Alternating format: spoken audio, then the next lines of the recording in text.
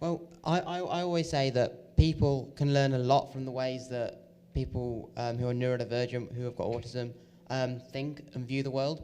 Because, you know, I often come out with things that bamboozle my family, but they're things that other people just won't be able to think of.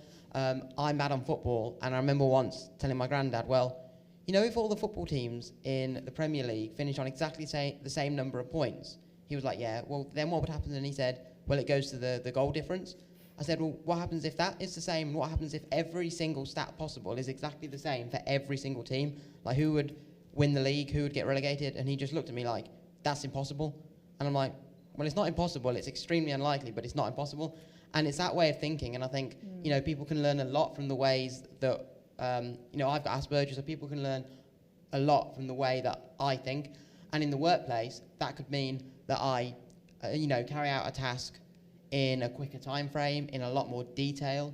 So actually the way I carry out a task may be a more beneficial way for others to carry out that particular task if they were doing the same or the similar task in the future. So yeah, I would always say that try and learn from people who are neurodivergent, because you seriously can learn a lot from them.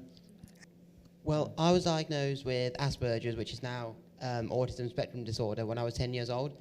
And when I was in school, a lot of the teachers had preconceived ideas about what Asperger's and what autism was. And they thought, oh, well, Alex can look you in the eye, and Alex can have a conversation with you, and Alex sits in the classroom and doesn't make a fuss. So they didn't understand the true effects of how my Asperger's was making me feel and the traits that I had. And I think going into the workplace, I think everyone needs to just have that almost clean mindset to think that actually every single person is an individual. And no matter what neurotype or neurodiversity they may have, treat everyone as an individual. And I would always say, if something needs to be changed to help that individual, allow that thing to be changed, because many of the things that I may need putting in place in the workplace or wherever it is I may be working won't only help me, but it may help someone else as well who maybe doesn't have Asperger's, doesn't have autism. Also, many of the things that people with autism will need putting in place in the workplace will be free to implement, won't take up a lot of time to actually put in place. And I always say that if you're making the environment accessible for people with autism, you're probably making the environment accessible for people without autism. So I would always say that just have that open mindset that actually everyone is an individual and treat them as such. Okay. Yeah, no, I'll go first this time then. So again, there are lots of things you can do to make an environment more inclusive, more accessible.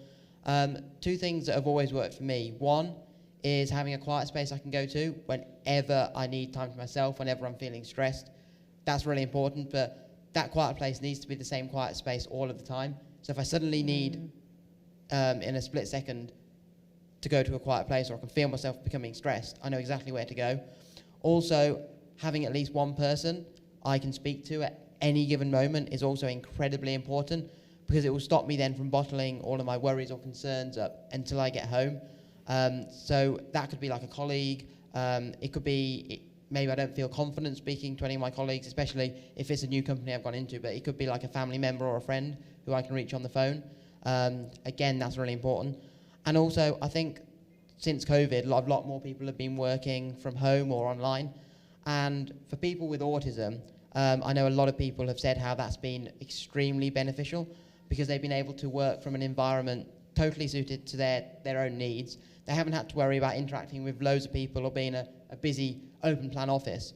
But on the flip side, some of my friends who have autism have said how working from home has been really hard, because they needed that daily routine of going in to the office every single day, and they found it really difficult to work from home.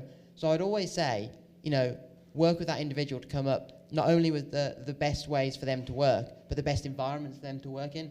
You know, they might prefer to work from home, they might prefer to work from the office just with one little adaptation, but if they're more productive working, say, from home rather than in the office, and they're actually getting all of the work done, then why would you not let them work from home? It just makes complete sense.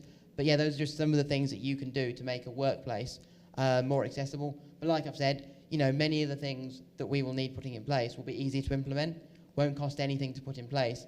And if you make the environment accessible for people who are neurodiverse, you're probably making the environment accessible for people who aren't neurodiverse as well.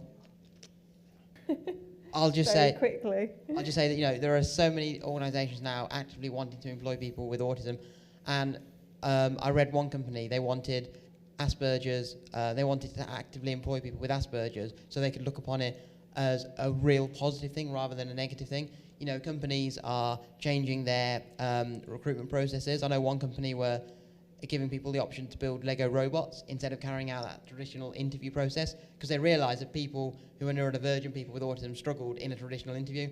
And I think by taking those approaches, they can really see the value that people who are neurodivergent can actually bring to their workplace.